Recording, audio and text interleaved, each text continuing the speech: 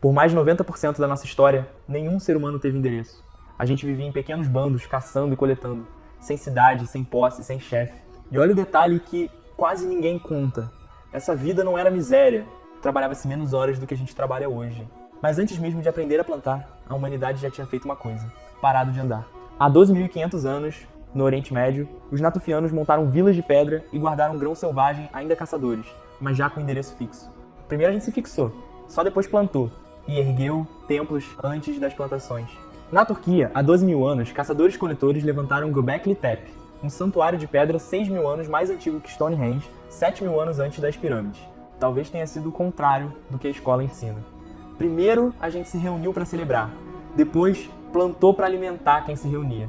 A virada tem um nome simples: plantar. Há cerca de 10.000 anos, no Crescente Fértil, a gente domesticou plantas e animais e passou a produzir mais comida do que consumia. E tem quem defenda que o empurrão não foi só a fome, foi a cerveja, para grandes festas coletivas. Esse incidente muda tudo.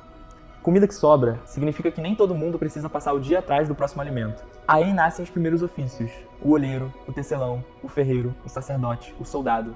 A arte, a religião, o exército, tudo brota do estômago cheio. E aí surgem as primeiras grandes aglomerações. Çatalhöyük, na Anatólia, há 9.000 anos. Até 8.000 pessoas grudadas numa cidade sem uma única rua se entrava em casa pelo teto, de escada. E o mais surpreendente, nenhum palácio, nenhum trono dava para ter cidade grande sem rei. Mas no sul da Mesopotâmia, a coisa cresceu de vez. Uruk, a primeira cidade-estado de verdade, entre 40 e 50 mil pessoas, quando o resto do planeta ainda vivia em aldeias. E a escrita nasceu aqui, mas não para poesia. O primeiro texto da história foi contabilidade: grãos, entregas, dívidas. E o primeiro produto de massa que a gente conhece foi uma tigela de barro, usada para pagar o trabalhador em porções iguais de grão. O contra-cheque tem mais de 5.000 anos, só que a cidade-estado trouxe o que Çatalhöyük ainda não tinha: propriedade, riqueza acumulada e desigualdade.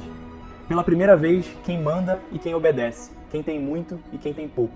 A sociedade nasceu junto com as suas divisões. Hoje, a gente vive em cidades de milhões de estranhos que cooperam todo dia sem se conhecer. Talvez seja a nossa maior invenção, e ela começou com uma escolha simples: guardar comida para amanhã.